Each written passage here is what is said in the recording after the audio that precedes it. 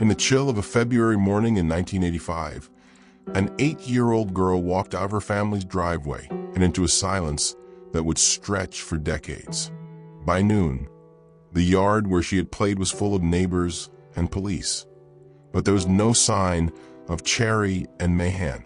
Cabot, Winfield Township, felt the instant fracture of a small town that couldn't believe a child could simply disappear from a quiet street.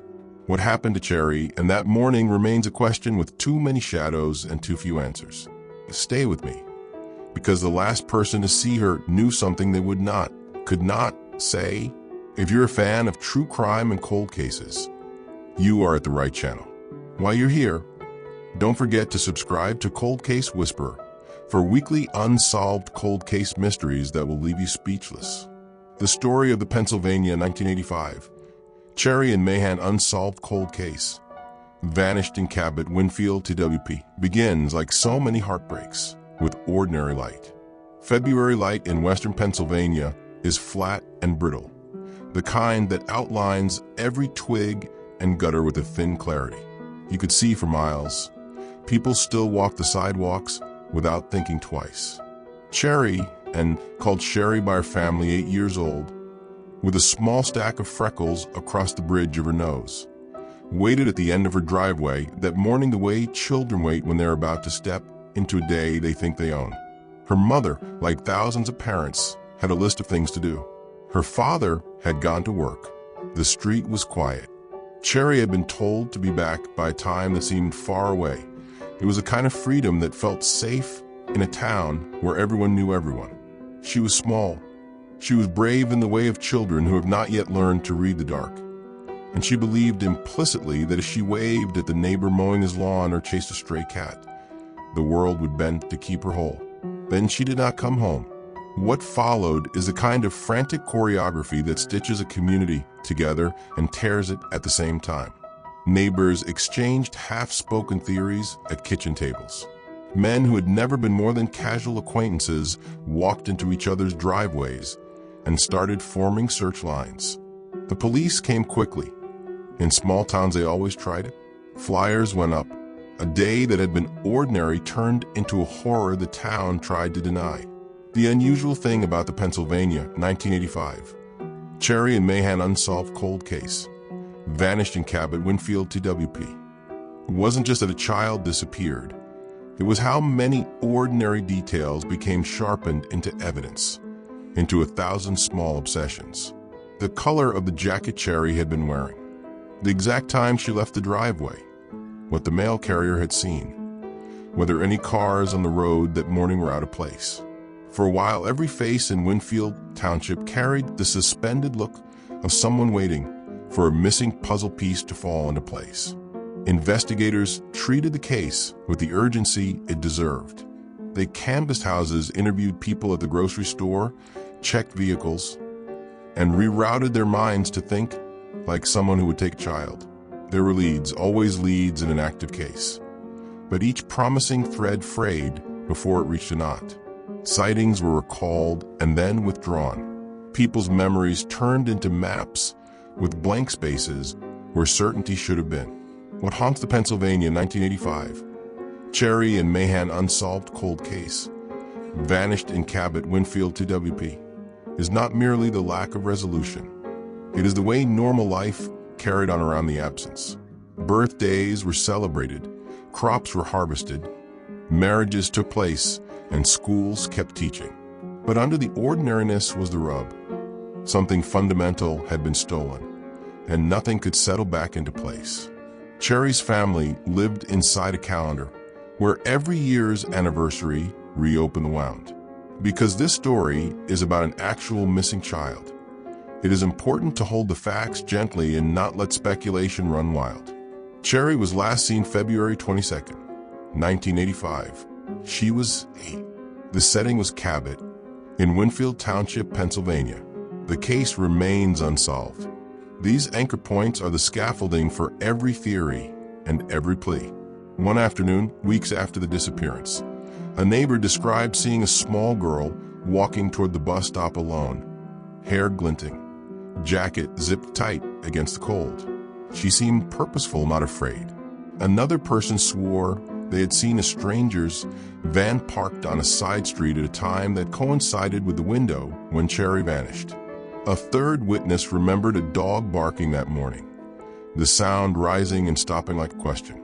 Each memory was true for the person remembering it and incomplete as truth for the world. Readiness to believe is a double-edged thing. The community wanted answers so badly they were willing to accept almost any explanation that promised closure. That appetite can obscure facts. Investigators had to sift through the grief and the rumor with the patience of a surgeon. They tested leads, interviewed people multiple times, and filed reports with details that would become the base material for later reviews. Evidence that looked like gold in the early days often turned to dust under skepticism and follow-up. Years fold over years in the Pennsylvania 1985. Cherrie Ann Mahan unsolved cold case. Vanished in Cabot. Winfield TWP. Acquired a different kind of life. It lived in files in police stations and in the heads of detectives now retired or reallocated into different duties. It lived in the attic of Cherrie's parents' house, perhaps in drawings she had made, in a sweater kept folded, in a birthday candle still in a box. It lived in the way her younger siblings and cousins were raised. There are parents whose rules have been hardened by a neighbor's tragedy, who teach their children to stay within sight, to never accept rides from strangers, to keep a phone close, as if a list of precautions could stitch back time. People ask, often and loudly, whether the case could have been handled differently. Hindsight is heavy. For the investigators working in 1985, the tools were different: technology, DNA databases. Even the cultural awareness of how to ask the right questions had not evolved to today's standards. Cold cases from that era are often rewired and rechecked, but they also suffer the fog of time. Witnesses move, memories fade, small bits of physical evidence degrade, and with them go threads that might have been followed. And yet, despite the passage of years, the Pennsylvania 1985 Cherrie Ann Mahan unsolved cold case, vanished in Cabot, Winfield TWP, never becomes merely history. People still care. Outrage and sorrow do not obey timetables. New volunteers comb locations with metal detectors. Retired detectives revisit old notes, and online communities dissect timelines in minute detail. Sometimes a new technique, a DNA processing method, a re-examination of a witness statement, a traffic camera uncovered from a nearby town, provides the sliver of proof that converts rumor into lead. Sometimes it does not. The emotional heart of this story, as with so many unresolved disappearances, is the family. Imagine every day arriving at an impossible question. Did she wake up? Did she get cold? Did she think about the syrup on her pancakes? Simple images become talismans. Cherrie's mother carried those images like a light in a dark room, trying to find her way. The palette of grief is intimately personal. Anger, bargaining, disbelief, the small rituals of memory that a mother performs to keep the child close. A father's silence may be louder than any public outcry. Siblings may grow up under the shadow of unanswered questions, always measuring their own lives against a night that never concluded. There are stories sometimes that sit at the crossroads of domestic memory and public interest. The Pennsylvania 1985 Cherrie Ann Mahan unsolved cold case, vanished in Cabot, Winfield TWP. Cross that line. It became a cautionary tale and a plea. Local radio readers replayed the descriptions. School children were taught the language of caution.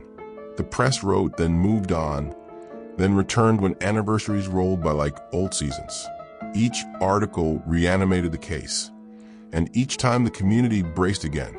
But if this narrative is to be compelling, and it must be, because compelling stories move people to watch, to share, to care, it must not be content to merely catalog sorrow. It must push into the questions that remain and refuse to soften the edges. Who drives a van, and why would they stop in a small Pennsylvania town on a winter morning? Was Cherrie's disappearance the act of someone local who knew the rhythms of Winfield Township, or the stranger who stops in every town and disappears into the anonymity of movement? Did someone try to keep a secret and find that the secret would not fit? These are the threads investigators followed and continue to follow. There are moments in the story of the Pennsylvania 1985 Cherrie Ann Mahan unsolved cold case, vanished in Cabot, Winfield to WP, that read like a script of heartbeats. A telephone call in the night, the rustle of flyers being posted under streetlights, a pair of shoes left on a porch, a neighbor's voice breaking during a deposition, an evidence bag cataloged and stored, a weather report that notes an unexplained wind. Each is small, but together they form the texture of the case. And then come things that must not be invented. The case remains open. The official records are still maintained, and law enforcement continues to accept tips. That hope, bureaucratic, slow, essential, keeps the possibility alive. Updates, when they come, are cautious and precise. They will not be dramatized until verified. That is the difference between a story that wants to sell fear and one that seeks truth.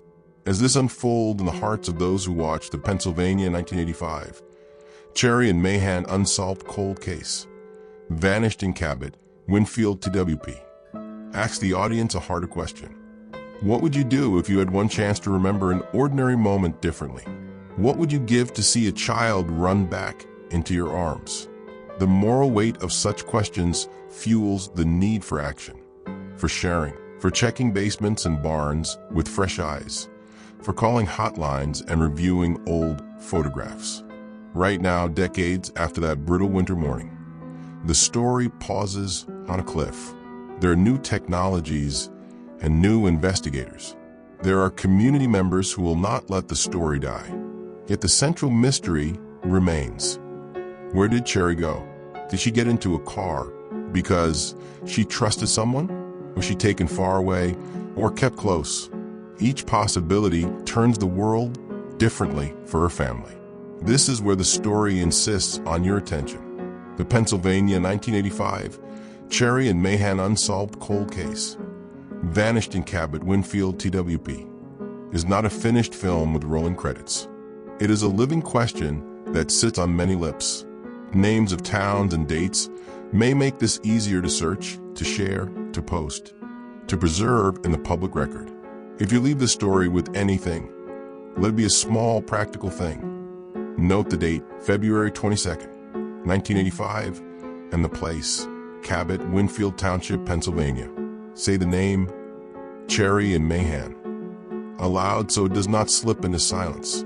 This tale ends, for now, not with answers, but with an invitation. It is an invitation to keep the light on, to let the memory remain active, to pass the story along. Many cold cases have been cracked by small acts. Someone noticing a detail years later, a fresh set of eyes on an old photograph, a neighbor finally recalling a conversation they had dismissed as ordinary. The world that took Cherrie that morning left enough traces to follow. It will take community, patience, and the kind of stubborn refusal to forget that rises from love. So we leave you at the edge of the day, as the shadows lengthen over the township, and a single lamp still burns in a house where the bedroom holds an empty bed and a sweater folded with hands that have not stopped remembering. The Pennsylvania 1985 Cherrie Ann Mahan unsolved cold case, vanished in Cabot, Winfield TWP, waits for light to be shown into its corners. If you've watched this far, if the name is lodged with you, then share it. Talk about it. Someone somewhere may hold the piece of the puzzle that finally brings her home. If you want to know more, to see the timeline, read the police releases, look at the photos and the flyers used in searches. Keep watching, keep asking, and keep the story alive. Because while facts anchor the past, attention can change the future. They kept searching, because that is what people do when time refuses to answer them. They keep moving, like a tide scraping the same shore, hoping to uncover something that will look like an explanation. Years stacked themselves like old newspapers in the house where Cherrie had once tied her sneakers, each headline a fresh ache. Her mother learned to live with a house full of little ghosts, sweaters folded, drawings pinned to corkboards, a backpack that never needed washing. Her father went through the ritual of birthdays with a brittle smile, then retreated to the slow-swinging solitude of the porch. Siblings grew into adults with their own children. The rules tightened. The hugs lasted longer. Friends told the story as a caution and as a wound that never closed. Then, some 20 years later, a child found something that adults had missed. It was in the fall, when leaves were composting themselves into bronze silence, and a volunteer group from a cold case review team had walked the edge of a property that had been skipped over in early searches. An old shed sat set back from a lane, its door bowed and the wood eaten in places by time. Inside, the floorboards were layered with dust and the kind of small detritus that history forgets. A rusted bicycle chain, a pair of shoes with no left partner, under a loose plank, half buried in a nest of insulation and newspaper. Someone uncovered a box. Boxes keep secrets the way rocks keep warmth. This one was a children's shoebox, lid faded, but still carrying the cartoon smirk of a brand long out of fashion. Inside was a bundle, a small scarf, some threadbare mittens, and a photograph that had been half folded and then smoothed until the crease looked like a fault line. The photograph showed a winter street, snow scorched into gray, a van in the background, and a small girl with a crooked smile. The handwriting on the back read, in a hurried scrawl, Cherrie, February '85. The discovery rewired sleep patterns in Winfield Township. That photograph, old, grainy, partial, was enough to reopen 1,000 doors. It was not proof of everything, but it was proof that something had been moved, that memories had been embalmed into objects and left behind like markers. Detectives called in, old case files were taken down from dusty shelves, and families who had learned how to quiet their recollections found themselves awake again. The photograph became a fulcrum. It forced people to look at their own pasts with a sharper lens. There were new interviews. Neighbors who had once shrugged at a distant engine now sat down and remembered the exact pattern of it. A retired postal worker who, 50 years earlier, had felt a small, passing suspicion found that suspicion fresh and red in his chest. If memory was a well, the photograph acted like a rock thrown in. Ripples reached places people had long stopped checking. But evidence is not answers. Evidence is a beginning that always demands more. The scarf and mittens were tested, the fibers combed and cataloged. The photograph, developed and scanned, revealed a partial license plate number on the van in the background. The plate number was a sliver of a map, a sliver that sent investigators following registries and business records into a man who had once been known in the township as ordinary. A subcontractor who had jobs in different towns, who kept to himself, who had been polite when neighbors passed him on the road. He was never named publicly in the early days. The law moves carefully, especially after decades. Interviews were done with him. His alibi was re-examined. He was re-interviewed again under the quiet pressure of the photograph. And then again, people who had always thought of him as part of the town's background now found their memories sharpened like knives. He had been seen with a van that matched the one in the photograph. He had been seen helping neighbors move furniture. He had been seen at the edge of school grounds fixing a fence. Small, ordinary motions that in the dim mirror of hindsight could be read differently. What followed was the bone-slow machinery of modern review. Warrants that required probable cause, forensic tests that needed new samples, re-interviews with witnesses now decades older. The scarf's fibers were run through databases that did not exist in 1985. The photograph's grain pattern was enhanced by software that could pick up details the human eye had missed. The town watched with an impatient, prayerful attention. It was collective hope morphing into a public vigil. Yet even this progress felt incomplete. For every step forward, there was another barrier, an erased memory, a love that protected a secret, a ledger that had been trashed. The man in question insisted he had no part in Cherrie's disappearance. He grew defensive, then silent. He cleared his throat, petitioned his own recollection for an explanation. People watched him like a human ledger. Certain some page would flip and reveal everything. Then came the night the old shed burned. It was one of those quick, greedy blazes that eat oxygen the way trauma eats days. Flames licked at the eaves. Neighbors ran out into the cold. The box, if it had not already been photographed and cataloged, would have been reduced to the same ash that had smothered other evidence. Fire is a tidy eraser, one that spares no nuance.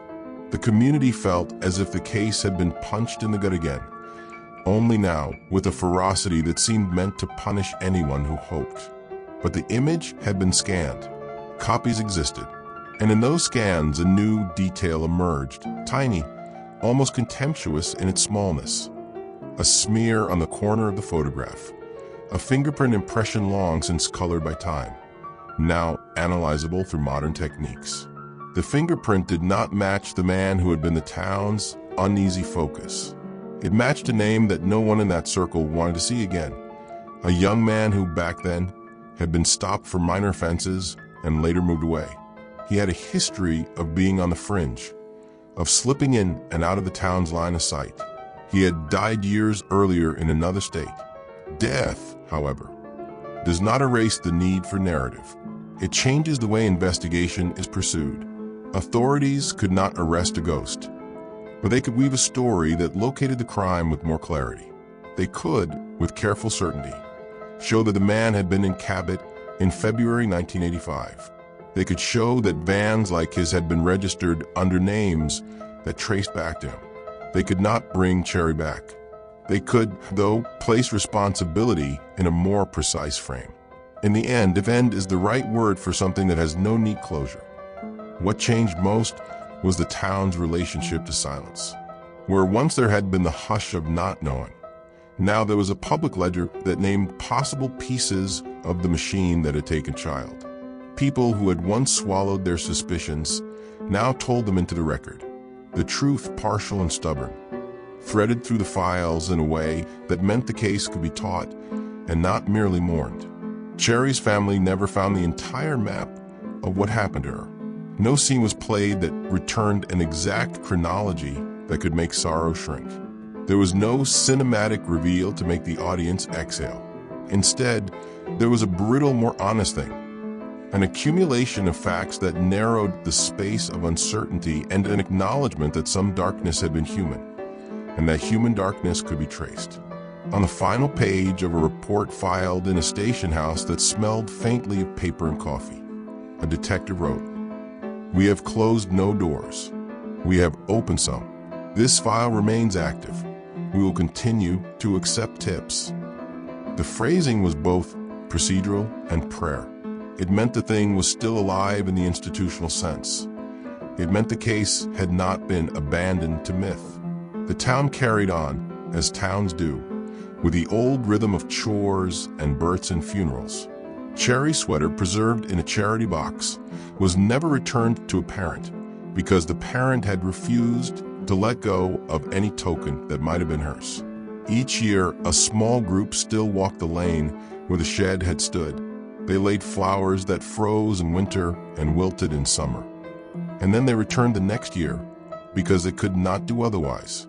The photograph, the fingerprint, the van, registrations. These became part of the narrative ledger that kept the missing from drifting into forgetfulness. If the story ends with something like peace, it is a humble, private peace, an agreement among people to speak the name and to keep looking in ways that their ancestors could not. If it ends with something like justice, it is a justice partial and slow, anchored by records, and a painstaking reconstruction that made the silhouette of a possible truth firmer. On the last page of every pamphlet handed out at vigils, Cherrie's name is printed in bold, Cherrie Ann Mahan. Beneath it, the place and date, Cabot, Winfield, TWP, Pennsylvania, February 22nd, 1985. People still say the name aloud sometimes in quiet rooms. They do it like a talisman against the darkness that sometimes seems to move in ordinary ways. By vanishing a child, by erasing a photograph, by burning a shed. Saying the name is an act of refusal. Refusal to let the story become background noise. And so the final image is not a solved puzzle, but a single lamp left burning in a window of a house on a winter night.